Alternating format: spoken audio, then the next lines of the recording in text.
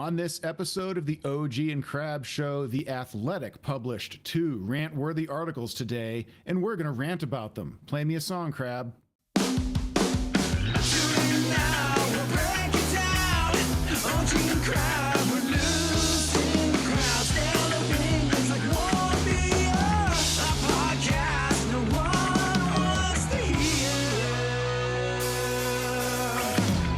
Welcome back to the OG and Crab Show. I'm OG, and sliding in next to me, as always, is my partner, Crab.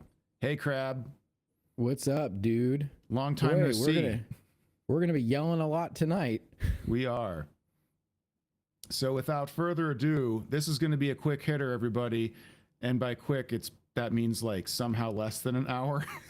I'm sure we'll rant for a long time. We're going to be yelling a lot, so it was probably going to be long.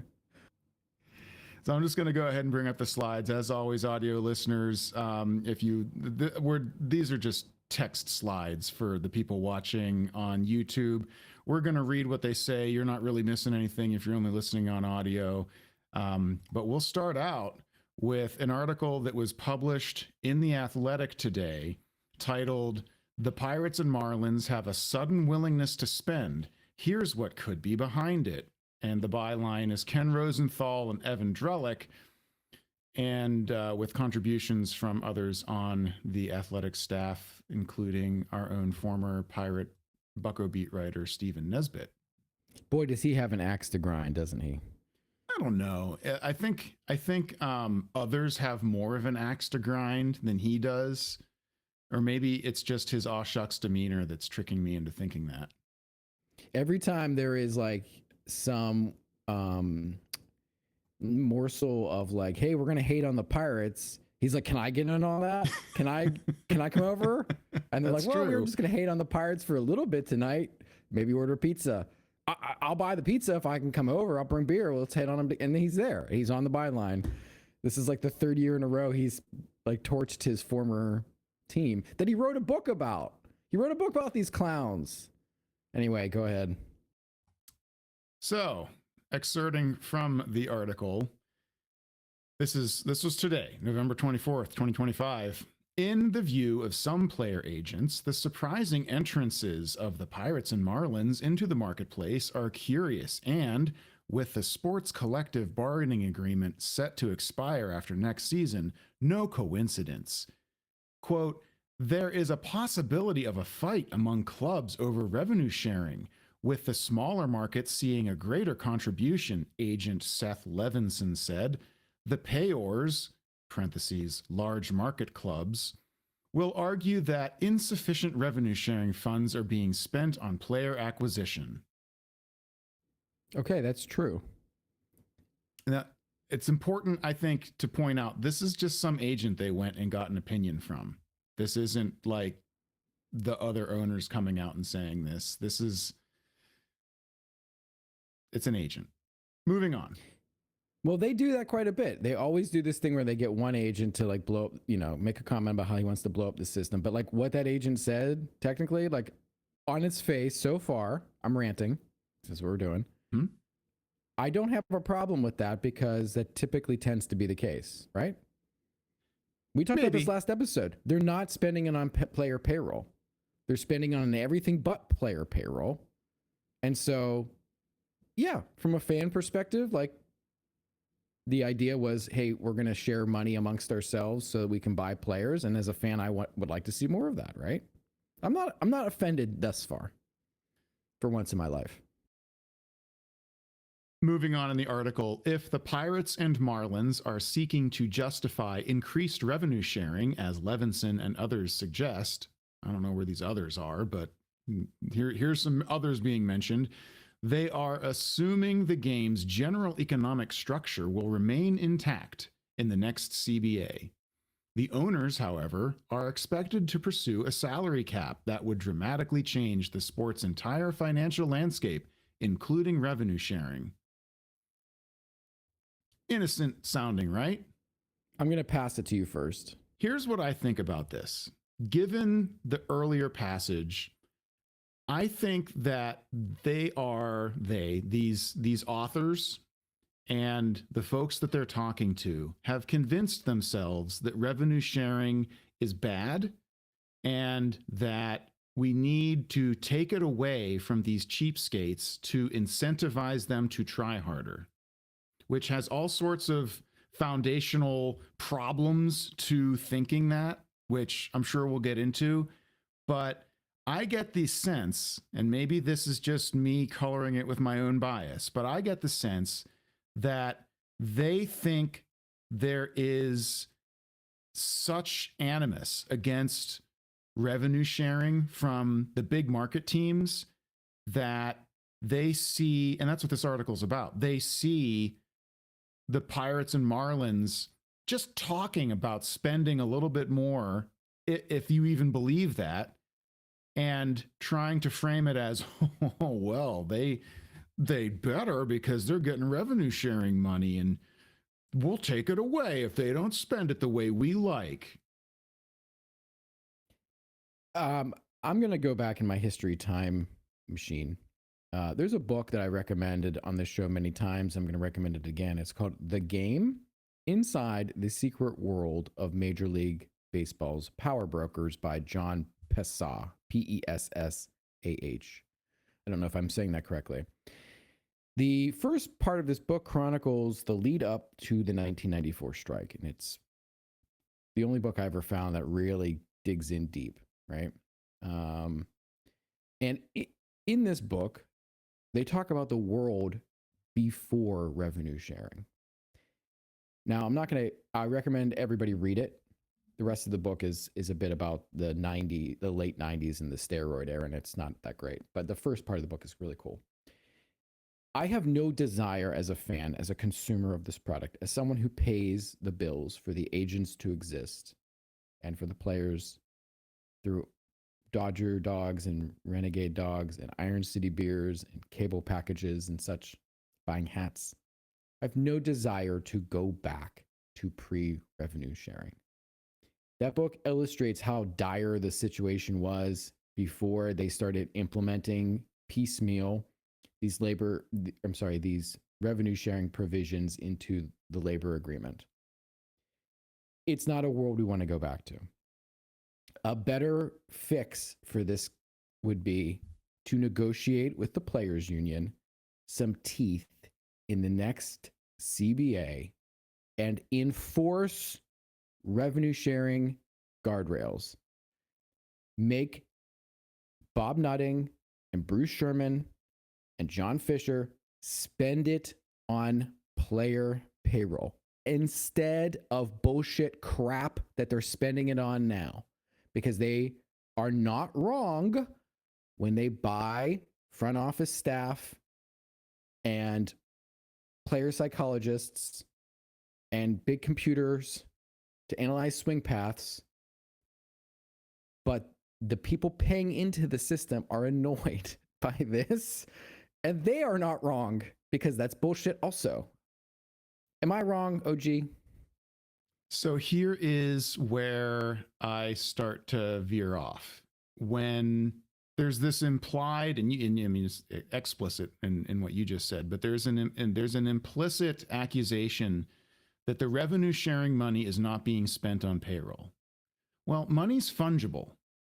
And the revenue sharing, I think there must be an imagined sum of revenue sharing dollars that is much, much higher than the reported figures that we're seeing.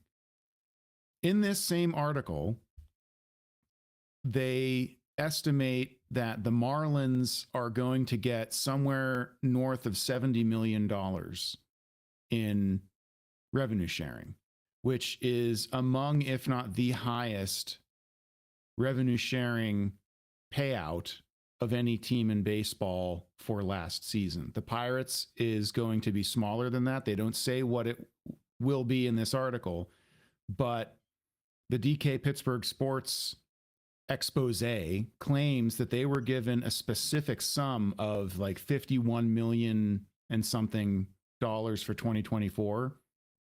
That would go up slightly in 2025 if revenues dipped slightly thanks to lower attendance.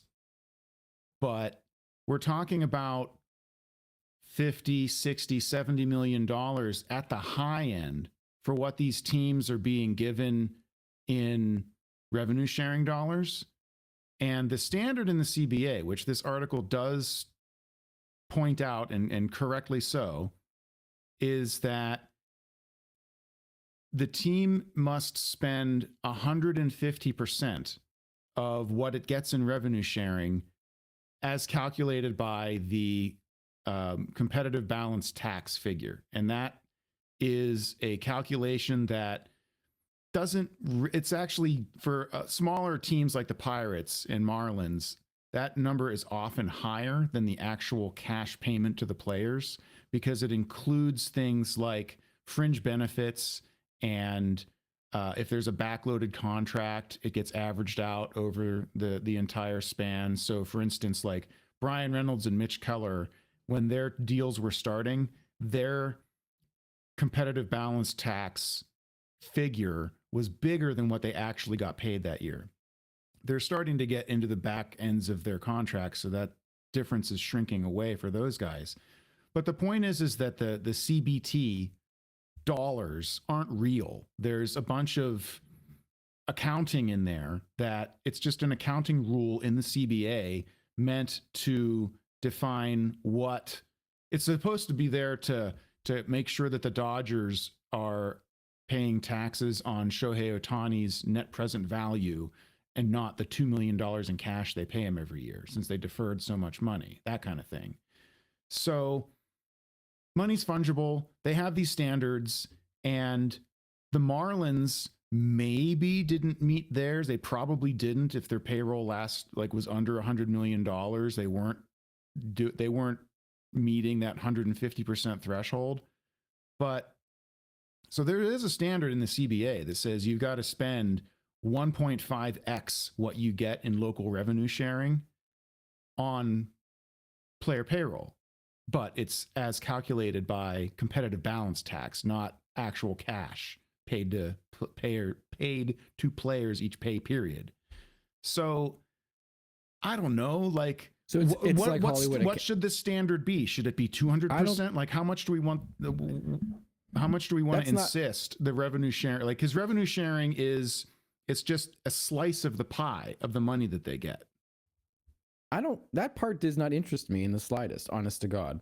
Like, I know it's not that it doesn't interest me. It's just that's something to negotiate with your players union. And that's like a fair negotiating point. Negotiate that and do the work around it and figure that out.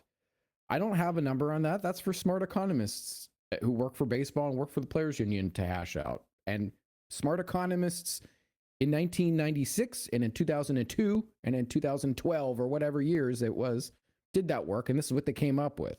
This was the compromise.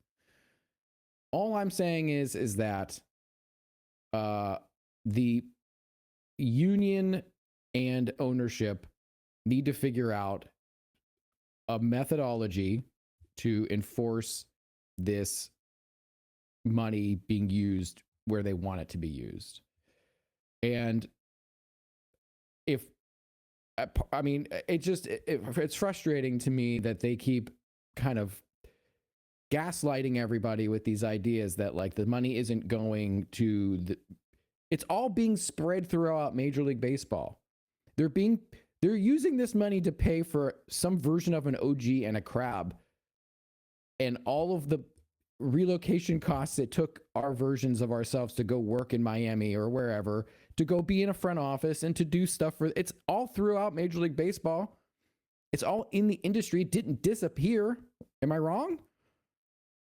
No, and I think the thing that bothers me about there being this, it's, I don't want to say villainized. Like, I get, again, I'm letting my bias paint things, but there seems to be this, like, pushback on the idea of revenue sharing when the answer is no, make it more. Like, when we talk about the other leagues and we make fun of baseball for pretending to be this unicorn, the other leagues have comprehensive revenue sharing.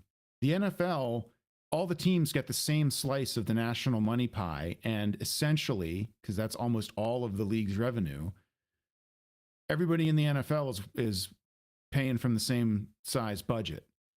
The NHL, same deal. They pool all the money up and then divide it equally. It's not this Byzantine calculation that baseball does, because baseball, what they're trying to do with the system that they've got is just make it so that the teams that are hurting the most for revenue recently don't go bankrupt. It's really just an anti-bankruptcy measure. That's what I brought up that book, because in that book there is an entire like section about the Brewers and Bud Selig, because this book is largely about Selig. And when he owned the Brewers, he opened his books and it was bad.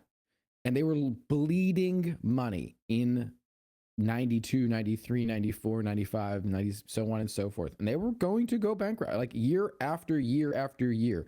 This is the same era in which the Pittsburgh Pirates were owned by a corporate group of local business owners, which included Ryan Holmes and Westinghouse and U.S. Steel, called Pittsburgh Associates. They owned it until 96. This is when the Expos were owned by Labatt and Air Canada and a conglomerate that were doing the same thing. Why was this happening throughout Major League Baseball? Because the teams were going bankrupt. They were going to fail. You cannot have a league where you don't play anybody. You can't have a league of 6 teams or 8. You can't do it in this day and age. And so these revenue sharing schemes are set up to prevent that from happening, so you can have a functioning system, a functioning league. If they go, I'm not, this Athletic article pisses me off because it's like the owners are already sniping at each other in the media about, we had the Boob article from the other day, we're losing money, it's going into a black hole, we don't know where it went. And then we have this article where it's like, oh, well, we do know where it went. We're losing money because the Pirates are buying 800,000 video editors to do sizzle reels of Ben Cherington. That's the thing. I don't know if this is the owners who are whispering in Ken Rosenthal's ear about this, or if Ken Rosenthal has so firmly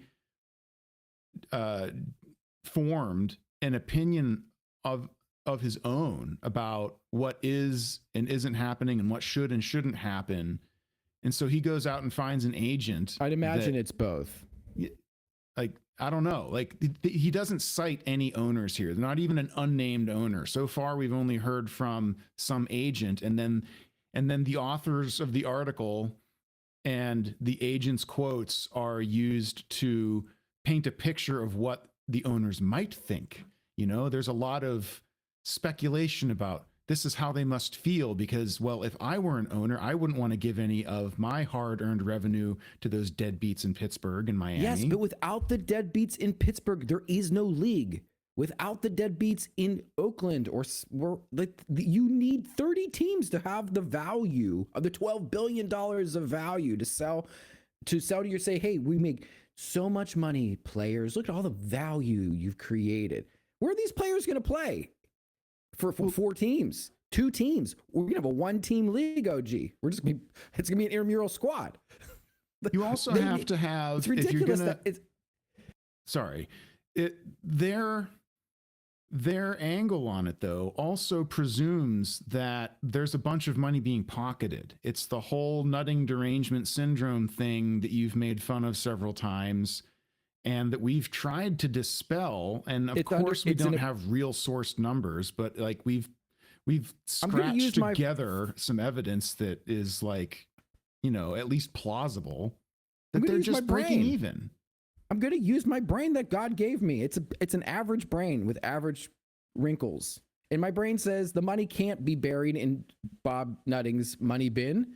It's being spread throughout the system. It's being used for they think they can get a good value and a good return by building infrastructure in their front office, because in the last 25 years, since every single GM read the same book by Michael Lewis with the Jesus Christ figure of Billy Bean in there, they went off to the same GM school and they all were indoctrinated to the same way of thinking. And they think that if they just build out they can get more value by analyzing swing paths and hiring sports psychiatrists en masse and all of the stuff that goes with that spread throughout all 30 teams.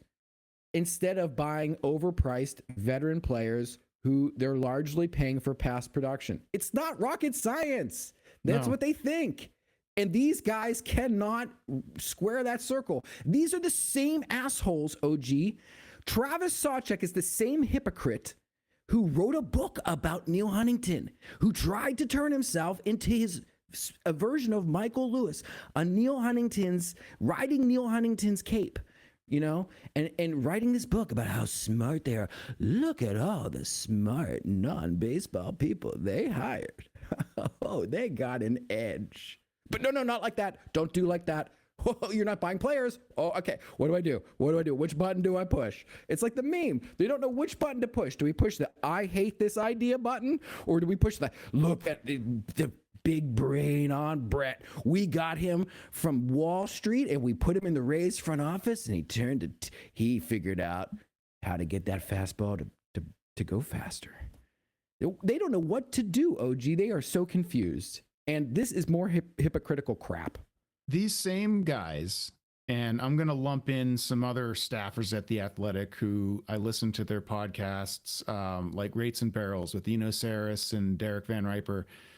The whole staff, like the whole Baseball Writers Association of America, it's almost like it's in their union bylaw that they have to make fun of the Rockies for having pathetic analytics and doing a poor job of coming up with a way to make baseball work at altitude. And then out of the other side of their mouth, they'll say that like, no, it's bad that the Pirates and the Marlins and the Rays, for that matter, are pouring all of this money into stuff that isn't player payroll, but that is meant to find and develop and perfect young, cheap pre-arbitration talent that they can go win with if they do it right and if they crack that nut. Of course, this agent is pissed because somewhere he has a client. It could be any one of these terrible players that just got non-tendered, or a free agent that isn't going to get an insane contract. And this guy's fucking pissed because he's losing out on a commission. Next slide, OG. I don't want to see this anymore. All right. Moving on. So the article then branches off to touch on the Pirates and the Marlins with a little bit of more specificity. And this jumped out at me. Like a number of owners, the Pirates' Bob Nutting has not yet set the 2026 payroll. Within the organization, $100 million is seen as a reasonable target. The closest the Pirates have come to $100 million was in 2016, when they fell just short. But even at that figure, they still might only be bottom 10 in payroll and only marginally improved. Okay. What happened in 2016? What happened the year before that? The year before that, the Pirates were in the third year of making the postseason. They won 98 games, and they drew the most fans on average at PNC Park since it opened. And what does that equate in Pirates land? Bob Bucks. 100 million of them. 100 million Bob Bucks. That's why Yinzers, you remember a long time ago in a galaxy far, far away when Neil Huntington had the audacity to speak the truth? He's like the meme. They hated him because he spoke the truth. He said something to the effect of, and you may not remember this, OG, people need to come to the ballpark. When they come to the ballpark, we'll be able to do more. That's what they were talking about. At Yinzers, they hit the freak out button, and it was like DK going a mile a minute, whoever is the beat writer at the time, screaming bloody murder. They're all like screaming like stuck pigs. But what the Pirates were saying is, we need attendance to generate payroll. And if you come and spend money, there will be more payroll to buy players. That's what that's referring to. And what's happening now with our attendance? What happened last year, OG? What it was 2025, 10 years later. What happened in 2025? Fart sounds. Wah, wah. It was A 91 loss team. Do people come out for 91 loss teams? They do not. They do not. This is so easy. Everybody is stupid and we are smart. It's like that Homer Simpson meme. Now, I think a little bit burying the lead, this is the second place that a $100 million payroll figure has surfaced in the baseball rumor press. Yeah, they're down there at Steak at a Stone. They're at North Shore Tavern, all 150 million interns that he's hired with that revenue sharing money. And they're like, dude, what if we could spend 100 million? You should report that. Tell your buddy. And that's what they're doing. They're just talking amongst themselves. I'm going to go on. This next slide is really going to get you going because it features our favorite character in the expanded Bucko universe, Ben Sherrington. This is like the MCU. Whole storyline, like Thanos is coming and Infinity Stones. So as they continue delving into the Pirates angle on this story, they quote Sherrington as saying, "We've got to deliver more to our fans, to everybody who cares about the team, including the people in our clubhouse," General Manager Ben Sherrington said. "It really wasn't that we weren't trying to do that the last two off seasons, but in retrospect, you can look at those off seasons as conservative in the outcomes."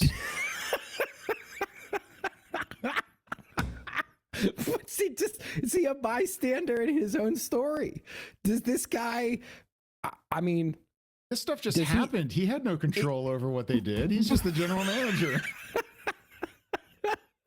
It's so unfathomably stupid. Oh, gee, I'm having a hard time holding this in. He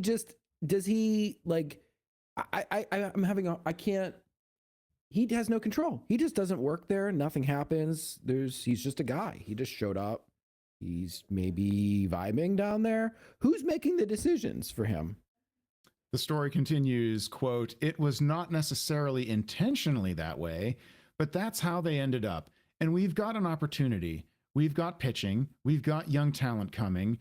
It's just that we've got to deliver more. It's time to do that. It's past time to do that." No shit, Sherlock. I mean, we've been telling you that since you got here to go do anything. After, we stomached like a couple years of 100-loss team to get to the nadir of like the handoff to the next like Pirates core. We were thinking this is the next Pirates core. Where has this guy been? Does he not know he works here? Moving on, it continues. This is fun. "The Pirates never actually made an offer to Naylor, according to the people briefed on the discussions. Just 2 weeks after the conclusion of the World Series, Naylor reached agreement with the Seattle Mariners on a 5-year contract with an AAV, average annual value, of $18.5 million. The deal happened so quickly, the Pirates did not seriously get involved."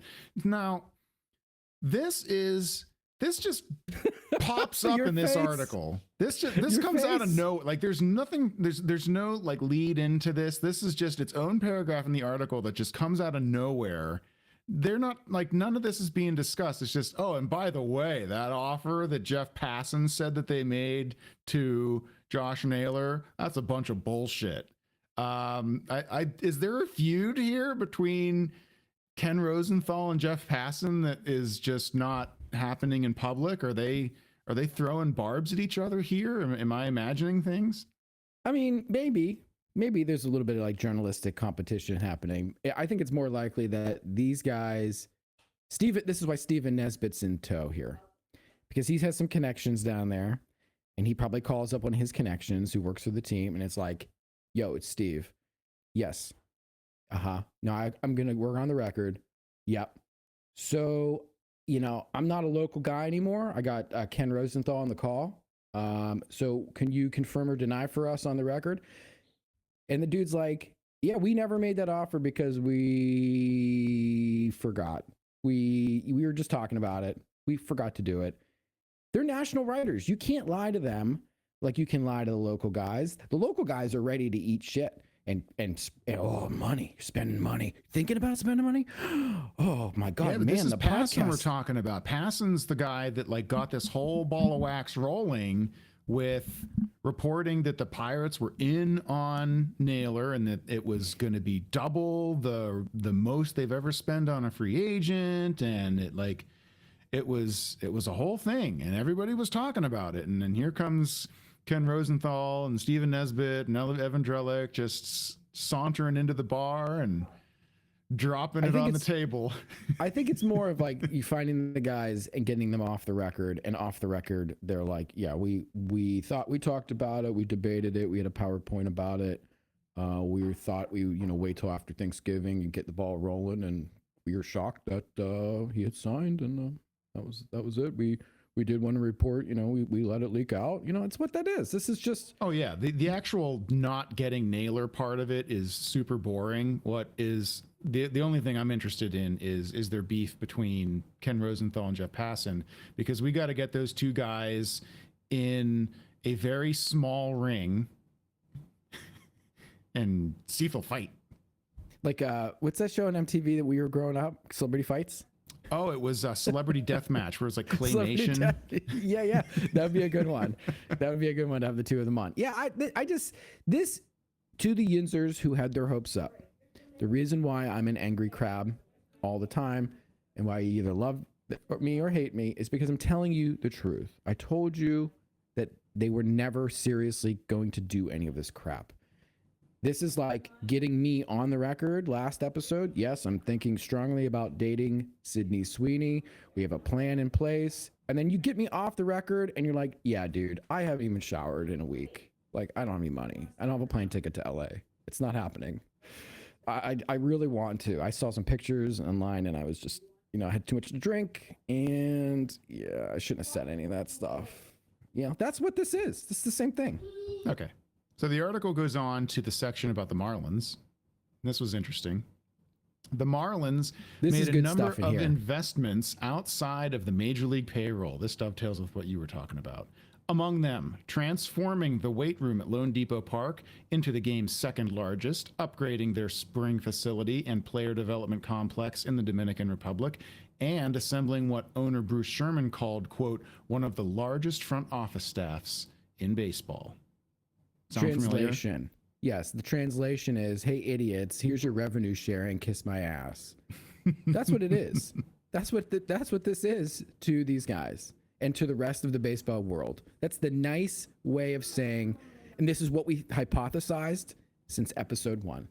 They are using their revenue money to buy crap, to buy everything except players, because there's a better return on the investment. And the more you think about it, the more infrastructure you have, the more stuff you have inside your company, the higher the return on investment could be for your valuations and things, because it's like it's an industry that looks like it's promising. I want to buy into this industry, right? Stuff like that.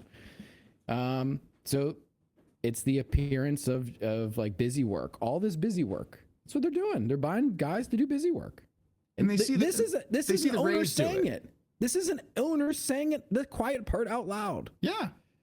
And ours have said the same thing. Like, they made these claims at Pirates Fest 2 years ago that they were one of the top spenders in player development stuff. Right. And they say it like we should care. Like, yeah, player development, first pick in the draft, player development, second pick, internal improvements, third pick, delivering for the fans. If you get out of it what the Rays get out of it, and I know everybody wants to be the Rays, nobody ever is the Rays but the Rays. But if you get out of it what they get out of it, then you actually win, and you're happy about all that. But they haven't done that. They have all of this investment sunk in, and none of it is paid off yet, and maybe it never will. And so then we just get upset that, like, well, couldn't you just go buy like a half decent player with it? Just a half decent. No, they have to get like a pension plan together for research and development analysts to work under Sarah Gellis this year. And they will gleefully tout to you at Pirates Fest that you should be happy. And this is like Trump asking Zelensky, have you thanked me yet? Have you thanked Bob Nutting for all of those analysts in the research and development department? OG, have you thanked him lately? I don't think you're. No, I forgot. I forgot to write my thank you note. The other problem with this is the Dodgers and the Yankees and the Phillies and the Red Sox and the Cubs are pouring tons and tons of money into their player development facilities and staff and technology and all the stuff that all these baseball writers like to make fun of the Rockies for not doing, or the Angels for not doing, is the stuff. The Angels are like, we don't even have an air conditioner that works. Right, exactly. Let alone a weight room. Like, what's it going to be? Like, we're supposed to have, like, should the only teams that have good facilities and competent front office people be in LA, New York, and Boston? Or does it make sense for the small market teams to invest in that stuff? I actually, like, I know you rail against the spending on the front office stuff like it is a distraction. I need it to work, but I see the vision. It just never works or hasn't worked yet for us. I rail on it because I find it to be like almost comically reactionary. Like, you know, you have a pendulum that swings in anything. So when the pendulum was over here for Moneyball and, you know, it was edgy and something was used, you know, you had the Oakland A's punching well above their weight in the early 2000s. You had the Rays doing their thing. Yeah, that stuff had to use. Now the pendulum has swung almost comically to the other direction, in my opinion, where there is now this overindulgence of like every general manager acting the same and doing the same things, where they just want to buy, you know, infrastructure and build their little startups and go to their little conferences and do their little like white papers about, you know, on Fangraphs, hire their Fangraph friends, you know, sit around, talk and think about a budget. We might need an extra employee to help. We need an intern. We're talking about the budget. We need 2 more interns. Like, it's comically far in the other direction, in my opinion. There is no, this crab in no way, shape, or form is anti-analytics or anti-cutting edge. But a lot of this stuff, they're going to end up spending the same amount of money on bullshit that they could just spend if you had a cap system in place and full revenue sharing, and you just split it 30 ways and you were just done with all of this. You were done with all of this subterfuge to cover up the real problem. And the real problem is this inequity that we have. And we're trying so desperately hard to find a way around this terrible inequities that in these systems that don't really function correctly. So now we've gone, and now we're just... And then like The Athletic, and not to go back, but like then you have an entire ecosystem of sycophants who are willing to write books about how brilliant you are. And that just feeds the system again into this, the pendulum's farther out, even far, you know, and then they want to rip you for doing the thing they wrote the book about. It's just, that's why I'm mad on it all. And they don't win. They don't win. They haven't won anything. That's the problem. They don't win. Now, I'm very willing to believe that there is a lot of waste and quantity over quality when it comes to these front office. Where's Elon Musk in Doge? We need a Pirates Doge. Pirates Doge right now. It could very easily be just this sprawling infrastructure that like does nothing useful. And it comes back to, I don't know if I've ever mentioned this on the show, but in software development, there is this concept of the mythical man month. It's a book. Was it Joel Spolsky that wrote sexy. it? The idea behind the mythical man month is that you can't just throw more developers at a software problem and expect to scale the work. Like there's a point, a very early point, where there's diminishing returns and just creating a bunch of noise. And if you want really high quality stuff, it takes time and expertise.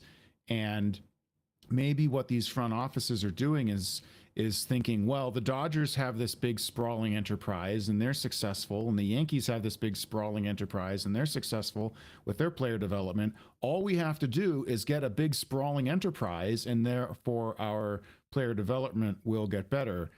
Never mind that it takes having talented people to populate that sprawling enterprise, and maybe that's what's not there, or you know, to give them, you know, the benefit of the doubt as if they deserve it. They haven't had enough time to prove it, although have they not? Whatever. I'll go on to the next slide. Is this league, before you move on, is this league Major League software developers or Major League Baseball? I'm not sure, but on the logo it says Major League Baseball. At present moment, scholars are divided. It's still technically Major League Baseball, but it could be Major League software developers in the next 10 to 15 years. This is what I'm saying. I'm not interested in any of that crap at all, period.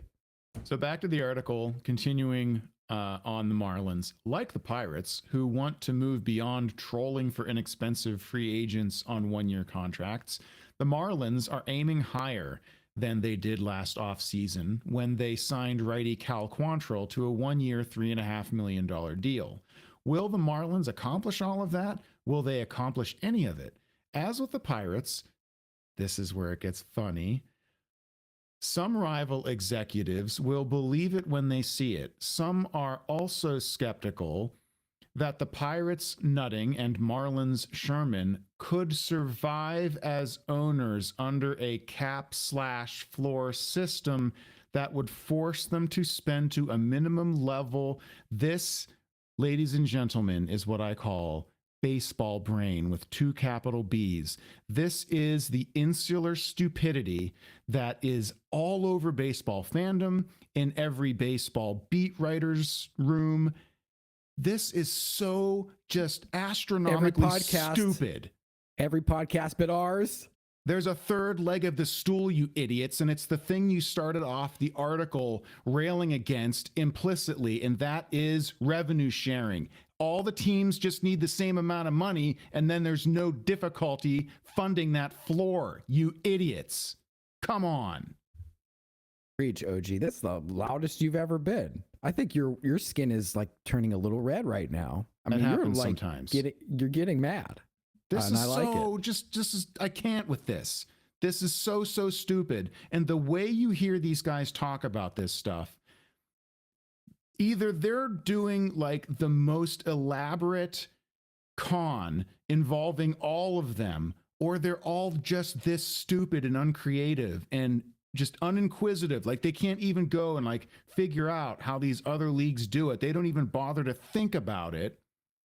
They just assume that the money that pays for the players comes out of the personal checking account of the owner, or somehow the personal net wealth or what the value of the franchise has some bearing at all on players. Like all of this stuff is just financial illiteracy, and it's so stupid. It is stupid, and you're correct. And I can't even yell about it because you just stole the show with that rant. But yeah, you're dead on. I mean, Paul DePodesta, the new shiny, the old new busted hotness, or whatever you want to call it. I'm mixing metaphors. Is he new? Is he old? I don't know. But he used to be in football, and now he's back working for the Colorado Rockies. That was a curveball. Hey, Evan Drellick, Ken Rosenthal, go call your buddy who just got hired as the GM for the Colorado Rockies and go, how does it work in the NFL? How you buy players in the NFL? You take your money, buy players from your pocket? You find my own street bought players in the NFL, didn't you? Just ask him, and he'll tell you. And he'll say, nah, no. What? No, that's dumb. No. We got money from the League Central Fund. Yes, Evan. Yes, everybody gets $300 million. Yeah, no, Mr. Haslam owns gas stations. No, that's a whole separate enterprise. Yeah, Deshaun Watson. It was a bad call, but he got that money right. CBS, Fox. Yeah, right. Yep, you got it. No, Green Bay, $300 million. Pittsburgh, 300. Yep. You're right. So you're writing it down. Good, great. What? No, not personal wealth. Revenue sharing. Capital R. Got it. You got that? Great. Call him. He'll tell you. This is I can't get mad because this is it. They're stupid. I can't decide if they are like literally kayfabe, that they're playing parts now, the part of Evan Drellich, the writer, because I cannot believe that a person that went to college that ostensibly has a background in journalism and took an English literature courses and probably touched an economics course somewhere along the line, or physics course or something out of his discipline. So you should theoretically have some creative ability to synthesize different points of view, different talk. How this person could come up with these points of view, I just don't understand. Here's the irony in all this. It isn't just the baseball writers and the baseball fans. I think that the actual owners and front office personnel, I think it's everywhere. I think they all like really don't understand what a salary cap system as used in every other league they are a peer to in this country, on this continent. They really don't understand how it works, and they're not interested in finding out. Have we ever seen Bob Nutting and Rooney in the same room? Because I feel like they'd do a Spider-Man meme if they saw each other and just point. They're the same fucking guy. The Rooneys. They go out. Here's what they do. They go get their steak on a stone, and instead of fighting over who pays the bill, they fight over who doesn't. They're pushing the check away. It's just, yeah. I wonder if they ever went Dutch together, just like locked arms like Thelma and Louise and ran out the door before anyone could catch them. And they're arguing over who had more cocktails. They're like one of them is like, no, I got a salad, bro. I got the salad. I had a salad and a water, and you had the surf and turf and 4 vodkas. Right. I mean, they're the same guy. They're the same person. They are the same freaking person. One has comprehensive revenue sharing. They're in the same market. In fact, they play less than a mile away from each other. They have the same industry, the same companies aren't here for the Steelers, the same lack of people aren't here. I mean, all of the problems with revenue for the Pirates affect the Steelers, but yet somehow the Steelers have a $300 million payroll. How is this possible? We will never figure it out. I feel like a million years from now, sociologists will be uncovering the ancient texts of 2025, and in it they will see this and they will be baffled. They will not understand how this could have possibly happened. And we will never know. We will never have the answers, OG. It's a mystery. If only we could get to the bottom of it. So while I was preparing these, I had the Athletic open, and another story caught my eye. And so we're going to talk about that one too. And this one is a pivot. We're going to go from the small markets in Pittsburgh and Miami to the big markets in the Bronx. Headline, Hal Steinbrenner. Technically, Miami's not a small market. I just want to get that on the record. Okay. I mean, in baseball, it's a small revenue market. I get you. But like, it's a big market. The headline from The Athletic also today, Hal Steinbrenner, it's not fair or accurate, quote unquote, to say Yankees made a profit in 2025. This is bylined from Brendan Cuddy and includes contributions from Evan Drellick as well. So in the report, it states, New York Yankees owner Hal Steinbrenner said he would prefer to spend less money on payroll next year and that it was, quote, not fair or accurate to assume the club was profitable last season. Remarks that sparked immediate frustration and confusion within the championship-starved fan base on social media. As you can imagine, we've all seen Yankees fans online, right? It's a different kind of animal. And I'm sure this went over really well. The fact that it says frustration is like, that's the least annoying Yankee fan, is just a regularly frustrated fan. Right. Continuing, quote, would it be ideal if I went down in payroll? Steinbrenner said during a video conference call with reporters Monday afternoon. Of course. But does that mean that's going to happen? Of course not. Continuing, a reporter then said he had, quote, seen it suggested that the Yankees' revenues were over $700 million in 2025. He appeared to be referencing Forbes, which said the Yankees had made $728 million in revenue. The reporter then asked if it was fair to assume the Yankees made a profit this year. No, Steinbrenner said. It's not fair, actually. I don't want to get into that, he said. But that's not a fair statement or an accurate statement. This is insane to me. This is insane. Steinbrenner also said it was important to consider the Yankees' expenses. And he referenced the yearly bond payment the club makes to New York City to finance Yankee Stadium, which was built in 2009. Steinbrenner said that alone cost $100 million this year. Quote, it all starts to add up in a hurry, he said. Nobody spends more money, I don't believe, on player development, scouting, or performance science. These all start to add up. If you want to go look at the revenues, you got to somehow try to figure out the expense side as well. You might be surprised. So we had Neil Huntington on a podcast in March say this out loud. Mm-hmm. We've had Bob Nutting in his own kind of goofy ass way tried to articulate this to the local media every spring training. We have had the Marlins guy who runs that podcast. That's that annoying guy who worked for his dad and the real annoying guy who owns the podcast. He has said this numerous times. David Sampson, thank you. We have the current owner of the Marlins saying these very words in The Athletic.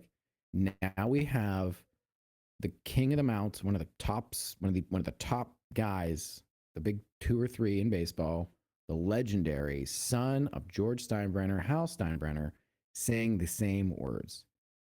And yet, these people, this is what kills me about this. This would be like if ask me a question, OG. Just ask me any question you want right now. Pick a question out of a hat. What did you have for dinner tonight? I had a salad and some leftover like macaroni and cheese. Now, I've given you an answer. Now you're the journalist. No, that's not true. Say no, that's not true. That can't be true. I'm telling you, I had macaroni and cheese and a salad for dinner. You don't look like a macaroni and cheese guy.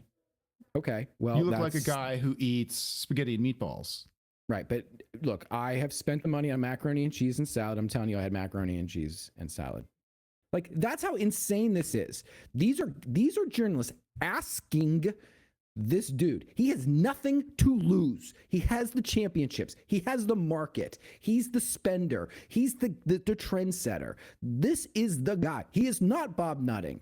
He's saying, yeah, you might want to look into your facts. Now, there's a contingent of this podcast that just said to me out loud, well, crap, they lie. They lie. The GMs lie. The owners lie, bro. Sure. Yeah. There's a lot of, implication in all these things that they say. They're not totally truthful. They're not going to say, yeah, I spent all this money in X, Y, and Z bucket. But this is the answer. Every single fucking year, these journalists ask the same exact questions and get the same exact answers. And yet they're like, nah, bro, you didn't have a salad. Nah, no, you didn't eat that. Yeah, I ate a salad. I had salad, macaroni, and cheese. No, you didn't. And next year, I'm going to ask you again. I can tell you, November 24th, man, I had a salad and macaroni. That's it. That's the answer. There's nothing more to it. He's telling you exactly what you want to know. And yet they're going to Forbes. Well, Forbes said you didn't. Yeah, but Forbes isn't me. I'm Forbes. I tell Forbes this stuff. I leaked to Forbes. Nah, Forbes said you didn't. It's insane, OG, and it kills me. You left one out. You left out the OG and Crab show, who put up on the screen a few episodes ago what it costs the Braves, publicly traded company, who files federal paperwork in public every quarter and at the end of every financial year, what they spend on their operating expenses. I'm sorry, I forgot the Braves. You're right. It was right in front of me. I whiffed. The Braves, they tell us what they spend on operating expenses. We do the math because all of this information is public, and we learn that they're spending over $300 million on not baseball players. So is that a lie? Are they just committing massive fraud every single year, every single quarter? I'm going to go ask Forbes. Yep. I don't believe him. No, Forbes said a different number. So I don't know if you've looked at Forbes lately, but it's basically TMZ for Wall Street. Okay, well, I'm going to go on the internet and find a different answer. Sorry, bro. We just got to confirm our priors, man. Got to confirm our priors. So the article wraps up. These are the answers. Listen, dear listener, this is it. With the collective bargaining agreement set to expire December 1st, 2026, and with a potential battle between players and owners over salary cap looming, Steinbrenner reiterated that he would be open to the idea of a cap as long as it came with a spending floor too. He declined to say how low the spending floor should be. Strange way of characterizing what he would want to do with it. He would want it to be high, wouldn't he? To get all of those deadbeats to spend all of his money that he gives them. Isn't that the implication there? Sure. Or perhaps if a floor was low, then he wouldn't have to spend money on players either. Ooh. Something that would be reasonable enough that it would improve. This is a quote from him. Something that it would be reasonable enough that it would improve competitive balance significantly in the sport, he said, which many fans would argue is not good enough. It's not good enough. He's correct. Everything, Hal, I have a lot of respect for you. You're telling the truth. Get nothing to lose. You ain't your old man. You're not going to throw a tantrum in the media. You're just telling it like it is. You can walk the walk and talk the talk. You got the pinstripes. You got the history. You got the championships. You got the last name. I'm with you, brother.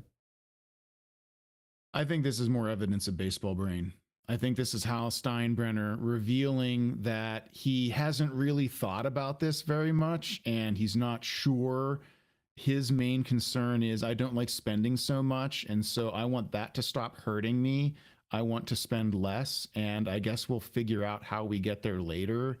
Maybe I'm not giving this guy enough credit, but he is a Nepo baby, and maybe he doesn't deserve any credit. Well, I'm not going to, the Nepo baby stuff is a different bucket. Like, I can't help who his parents were. I can't help that his brother died and he got the team. No, but it qualifies him for exactly nothing. Like, he doesn't have any kind of special capability just because he happened to be his father's son. None of them do. None of them have any special capabilities for this. They're all winging it. I mean, and so they don't actually have any good ideas, and they're dumb. I mean, I would agree with that, but yeah, I guess you're right. This is maybe this is a case of baseball brain. I just see it as what I said. Somebody's just telling it like it is and answering the question. But I'm not surprised by the fact that a large market owner wants to spend less money. Doesn't surprise me. Newsflash: capitalist wants to pay labor less, wants to lower labor expenses. Shocking. Water is wet. News at 11. That's it for that article, and that might be it for our rants. But any final thoughts? Final thoughts. Baseball brain is bad. I want baseball brain to learn instead of not learning. I want baseball brain to be more curious. And why say many words when few words do trick? Indeed. Well, we promised a quick hitter. Baseball brain is awful. We made it under an hour. Baseball brain is awful. Yeah. Well, as we said, we will be on when we feel like it. And boy, did we feel like it today, because the Athletic put out some really stimulating content. Crab? Stimulating? Get some people stimulated. Going. Yep. It got me going. All right. Well, thank you for listening to and or watching our rant. If you're watching on YouTube, our audio feed links are in the description, as will be the links to these articles that we were ranting about. And if you want to see the words that we were reading out loud and not much else, you can come check out the YouTube video by clicking the link in your or tapping or whatever, the link in your podcast player. And as always, please like and subscribe. Or don't. Just don't do it. And that'll do it for this one. Just under an hour. We did it. Take care, everybody. Bye-bye. Bye.